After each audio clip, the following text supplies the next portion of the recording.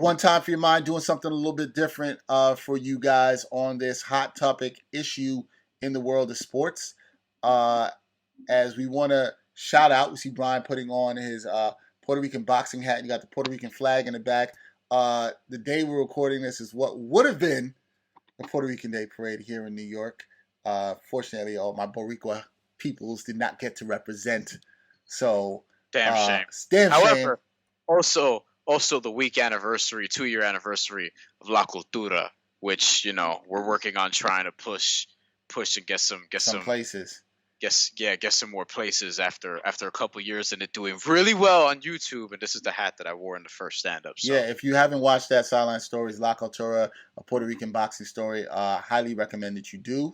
It is a really good watch. It is Brian's first full length, if you want to call it that, piece. That was the Sideline Stories. So check that out. Also check out new Sideline Stories. It will be out this week. It's out already this week if you're listening to this at whatever time. But one of the big topics going on in the world of sports is about the return of the NBA. NBA is set to return on July 31st with training camps coming in a couple weeks. But there has been some talk from players about not necessarily knowing if they want to start up and play again. Now, there's a lot. I would think we should be clear. There's a lot of concerns around this, including first and foremost coronavirus, obviously, and just how safe and everything will be down there in Orlando in the bubble. But another thing that players are talking about with everything going on in the country, with the protests against systemic racism and police brutality, is should they be doing this? Is basketball a distraction at this time? I've thought about this a lot more and more. I've been hesitant about the NBA's return as much as I love the NBA for multiple reasons, coronavirus being one of them. But I will be blunt and say I'm very passionate about what's going on in the country right now. Very impassioned about people speaking up for Black Lives Matter and against police brutality and systemic racism. And I love the fight that's going on. The camp that says this can be a distraction, I think there's some validity to that. I think it's strong. I think it needs to be considered. I think that there's a time to hold a lot of these institutions accountable in terms of sports leagues. I think and I'm going to let Brian say what he has to say in this because Brian's a little more in the middle of this than I am, but I lean more to maybe we should think about not returning. Yeah. Sports leagues are basically run by white men, most of the 4 major sports in this country. Yeah. Even the NBA that we love and think is very progressive. Most of the players in the NBA are black. Most of the stars in the NBA are black. I think that there are some of the black players, some of the young black players who we're hearing around this, Kyrie Irving, Donovan Mitchell, that maybe don't want to play because they don't feel like we should take our foot off the gas on the fight for social injustice. Of course, the people that want them to play, the owners, the commissioner to some degree, they want that money train to keep rolling, man. There's a lot of money at stake in this. I acknowledge all that. But I think some of these guys are saying things are bigger than basketball, things are bigger than money. I commend them for that. I do kind of think we're at this moment where it's bigger than basketball and bigger than money.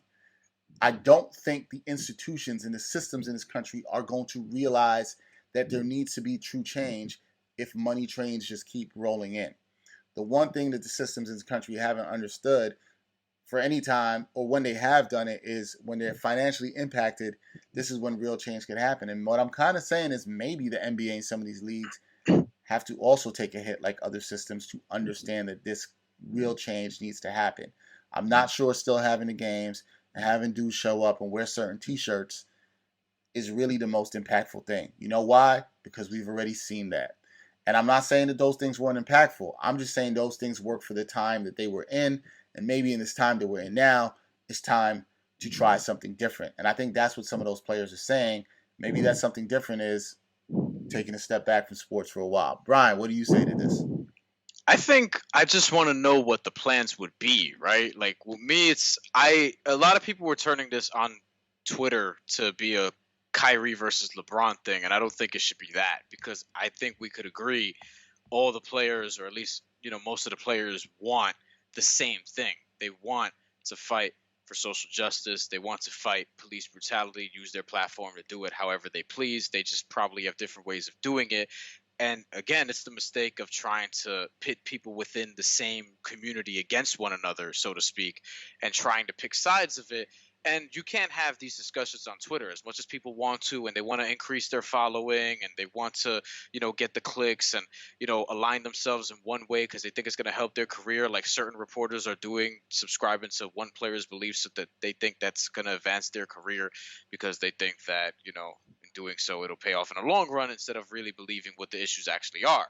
I think that between what Kyrie is basically saying that he's willing to risk it all for social justice, um, and basically saying that he thinks that the way to do it would be to not play the season, which is the headline that grabbed a lot of people's attention so vehemently. And I think that what we need to look at also is just continue reading the Chris Haynes story. At least he went on to say, like, if it's worth the risk, then let's go and do it in terms of playing. But if you're not with it, it's okay too. We've got options for both ways. Let's just come to a middle ground as a family. And that's what I think they're ultimately going to do. And I think they're going to figure it out. I think there's a way to do both. I think there's a way where you can be very impactful in not playing and actually taking this money away from the owners. The thing is, and what NBA players are obviously considering is they want to be financially okay because, and we're not going to cry for NBA players who, in large part are making a lot of money, but a lot of these guys are not financially secure. A lot of NBA players just got into the league within a couple of years ago and they have a lot of family to take care of because, these guys come from backgrounds because of systemic racism and inequality and things like that they need to help out themselves along with a lot of people in their circles. So a lot of them don't have as much money as we think. And that's why we were hearing about, they live in condos and they don't have access to basketball hoops during the coronavirus because, they're not out here buying mansions just 2-3 years into the league usually. So I think that I'm considering that part of it because at the end of the day, people are going to return to work at some point, but they could also be very impactful by not playing, by just eliminating all of that and making the focus whatever it is they're doing. I also think there's an avenue to where they could play, they could do both. We can focus on both things at the same time if we really care about it like that. And the players really do care about this, at least in large part they do. They're going to use the games as platforms to, continue to raise awareness for this, be active. The money that they make, I really do believe that a lot of players will invest some of that money back into social justice. I would say that a lot of them are probably doing that because a good portion of them are marching right now as it is, even risking the fact that the coronavirus is, going towards a second wave or whatever the case may be. So I think there's multiple ways you can go about this. And it's kind of like with the coronavirus where we were at the point where there were a lot of ideas in the beginning on how to bring back the NBA, and they settled on one. I think that there are a lot of ideas on how to combat social justice and play or not play, and they'll settle on something. And we still have time before they have to play these games because from the time we're recording this, you're talking about another 5-6 weeks before they're actually supposed to start playing. They're supposed to actually head to Florida next month. And Florida right now is getting slapped up with the coronavirus. So we don't even know if they're going to be able to play games at this point, right? So there's still a lot in the air where it's too early for me to look at it and be like, all right, we should definitively do one thing. I would like to know what the concrete plans would be moving forward. And I also think Amin Al Hassan raised a fair point where he said, why didn't Kyrie bring this up last week, before? As somebody who's representing the players union, that's probably something that he should have brought up sooner, but this is not to really attack one person or the other because I do think that both of them mean well, even though people are going to say that Kyrie and LeBron aren't perfect messengers. There are no perfect messengers, and it doesn't matter because everyone has good intentions right now. I mean, my thing is, my concern is with, I don't distrust the players on this. I think a lot of players, their heart is in the right place. Maybe what my distrust goes to the viewing public and also the owners on this. I understand that the bottom line in America, in the capitalistic society we live in, money trumps everything. And I'm not sure, this country is not proven that they care more about the equality and justice of people overall over money. That is proven, and that's part of the problem with the system. So I think when you have some guys who might even have made some money or multimillionaires saying like, nah, forget that, this is bigger than that. There's something commendable to me about that. And even some young players like a Donovan Mitchell, He hasn't even got to his rookie extension, so he hasn't made these tens of millions of dollars. And he's like, "Nah, I'm willing to do that because something's bigger than that." There is something commendable about that. Um, I just think, look, people are making hard stances right now. If there ever was to make a hard stance around something at some time, at some point in sports, this is it. And I'm not saying I exactly know what that hard stance is, but I would say as a diehard basketball fan, as an NBA junkie, if you told me that, hey, there's no season this year, I'm okay with that, man. If you told me the reason was because you don't feel like playing with everything that's going on in the country as a black player, I understand that, because I think you made a point, Brian, about some of these guys from the socioeconomic backgrounds they have, and also, having to provide for families. Even though they make these millions of dollars and do this stuff, they still got to go back and see these things in their communities. And many of us still do, no matter what we've done and what we've attained. We have to still go back and see the injustices in our communities. And I think maybe this is where people want to draw a line in the sand. And at some point, something in history, maybe you have to do. This country, we like to say that sports is a distraction. And even when people have taken stances in sports politically, history has shown us people haven't always taken it seriously. Colin Kaepernick showed us that. The NFL didn't take that seriously. The NBA is shown to be progressive on certain things, but at the end of the day, they're still a business and they still want the money to come in. So, I think that's important. What I don't like is something I want to talk about on here is, and Brian, you brought this up effectively on Twitter, so I want to give you kudos for this because you brought this to my attention. It is not right for people to question the merits of black players coming out on this now. You quoted Dan Feldman, NBA writer up on Twitter for NBC, and he's rightfully so. Yeah, getting lit up on Twitter. And I just saw something that he said on Twitter, which is actually interesting. It's like he kind of Drew Breesed it, where somebody talked to him and looked like they finally got to him about what he did wrong.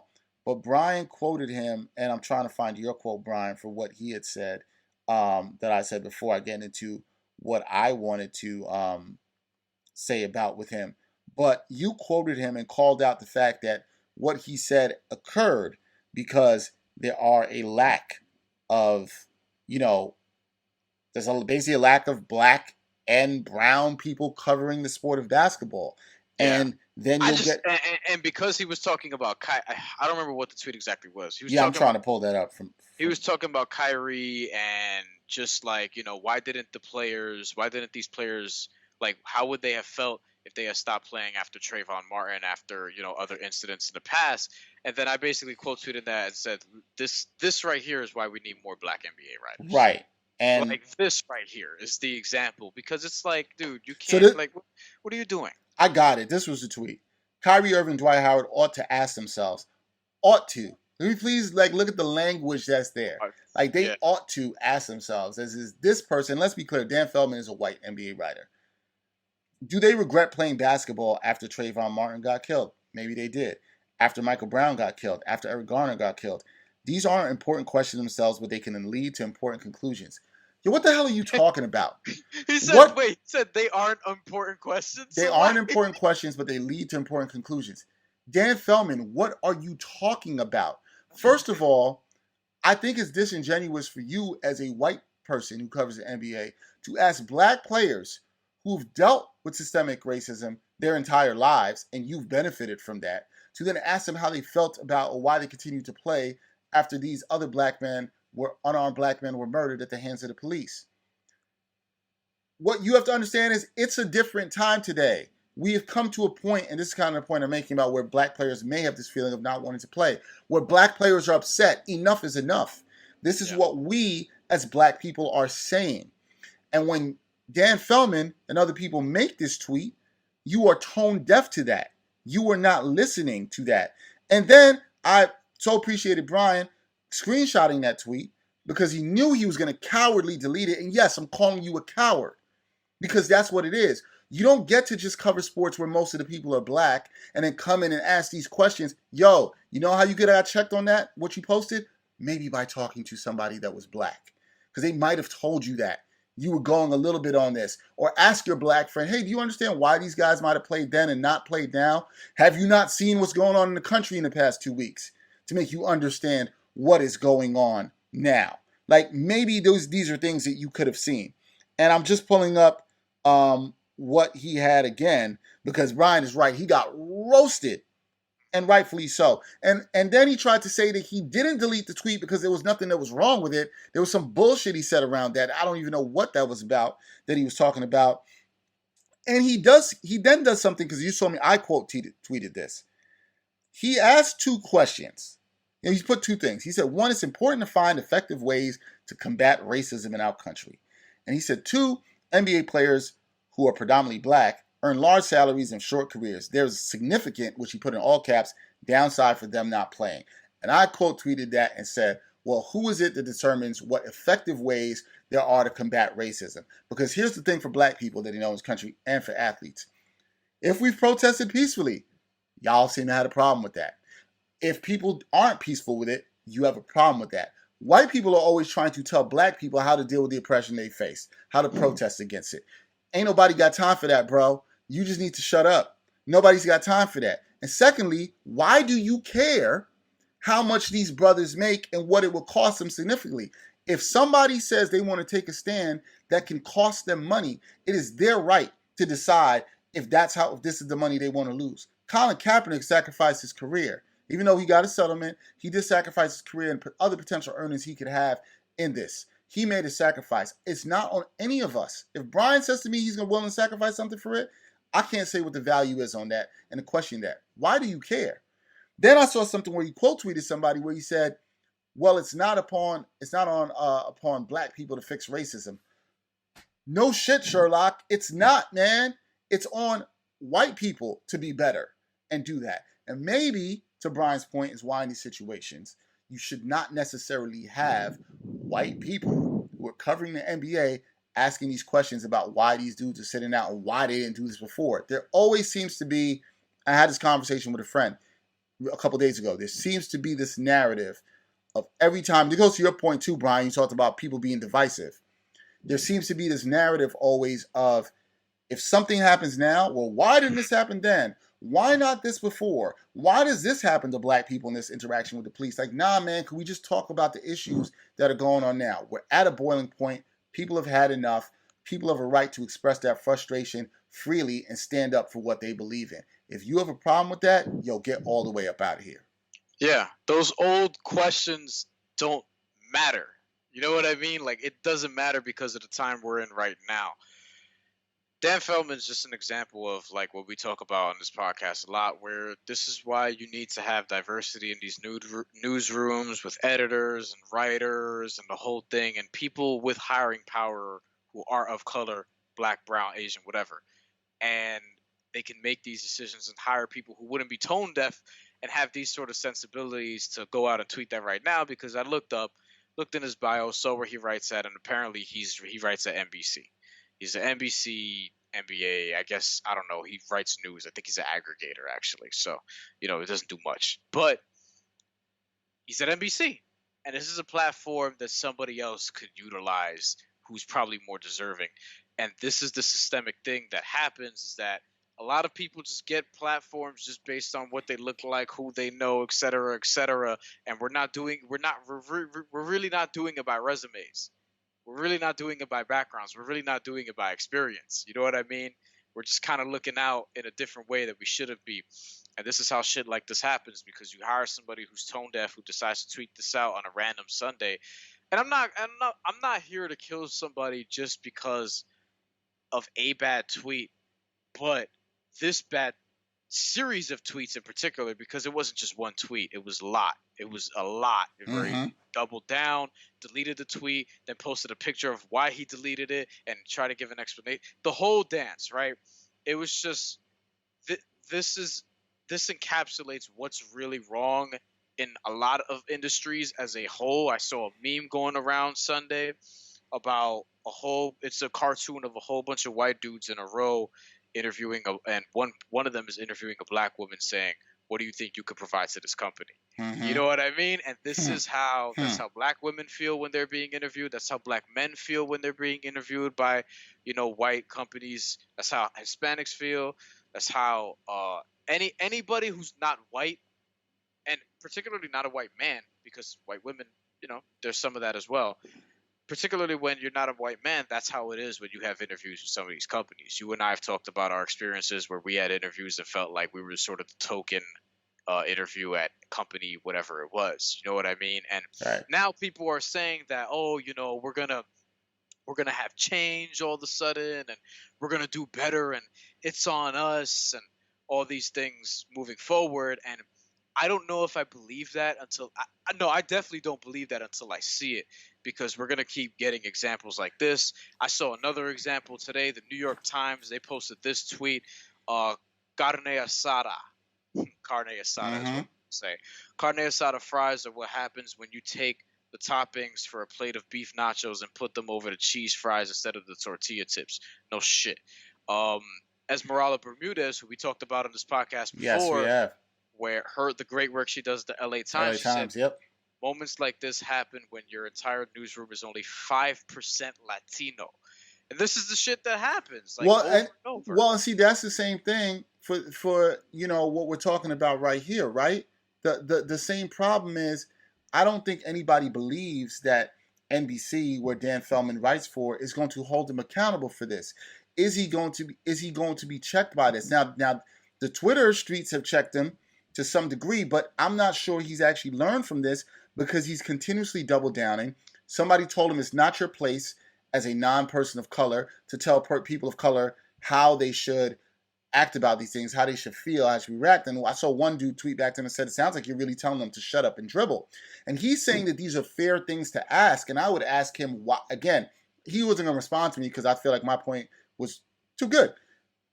Why do you care so much about these things? Okay? And Yeah, why do like, you get the person to talk about how we need to have effective ways to combat racism? If white people, how about white people? Dear white people, don't be racist, man. Be yeah, better. It's yeah. literally that. Become more educated. If you became more educated about the history of stuff, you wouldn't have to ask Kyrie Irving and Dwight Howard why they are now feeling this way, where they want to step aside from this, because you know what, it's all the pain that built up. It's like, if you have pain happening to you over and over again, I can't believe I have to explain this, but if you have pain that you continuously see over and over again, there's gonna come a point where it's enough. If somebody keeps punching you in the face, you ain't gonna just stand there and take it. So people are trying to figure out, let me be specific, black people are trying to figure out how, while still living in under systemic racism, while still working for institutions that look the way they do, where Brian talks about 5% of your newsroom is white. That's because of systemic racism. And we have to Isn't white. live and deal with that. What do you say? Isn't white. Isn't Sorry. white. 5%. Five, Yeah, yeah. 5% is white. Isn't white. We have to live and deal with that and go out and deal with this every day because of this. It is absolutely ridiculous. And when you have people like Feldman who are exposing themselves, and that's why I'm glad about this time. A lot of these folks are exposing themselves. We see you for who you are and what you think about these situations. So no, you don't get the right to do that. It's just like myself as a woman, excuse me, as a man, does not get to question women on how they might feel about an experience of sexual harassment, or if a woman chooses to take a stand on sexual harassment. It was like a friend of mine, both friend that we know of the podcast, was talking to him the other day, and he was like, "Yo, this is like me saying that because I don't have any women friends who've told me about sexual harassment, is not acknowledging that it doesn't exist. You need to understand that when people are coming out and saying to you that these things are happening, this is why I feel this way, this is why I might want to take a stand. Yo, just stop for a second before you tweet and try to get more followers, as Brian would say, and just think, yo, have I talked to any people of color about this, or maybe try to understand why they feel this way? Like, take one time, check your mind, Dan Feldman, and maybe you might come to more of an understanding. Because I think what he said is absolutely stupid. He was cowardly for deleting the tweet and then trying to double back down and put the tweet back up. And thankfully that people like Brian saw this and checked him on it. Now, he might not learn from that, but I'm glad it's out there for people to see. As Brian said, this is what happens when you don't have diversity covering the sport. Yeah, and that's the last thing I'll say. It's just the companies like just stop hiring white reporters to cover black and brown issues and having them talk about black and brown shit. Period. You know what I mean? It just Yeah, doesn't make sense. because no matter how you feel, and the last thing I'll say before we wrap, no matter what you feel about whether the sport should come back or not, the one thing you don't get to do if you're a person of privilege in this country is question how black players should respond to that or what's their responsibility to protest. We have responsibility as all black people. And I'll speak now, I'm not speaking for all black people, but I'm saying what we have to do in this time, which is stand up for what we believe is right, whether it's within our jobs, in our communities, and we hope that our friends, our other people of color, and other allies would understand that and stand with us. And if you do, you do. And if you don't, you don't. But either way, we see where you stand. One time for your mind, one time. One time for your mind, one time.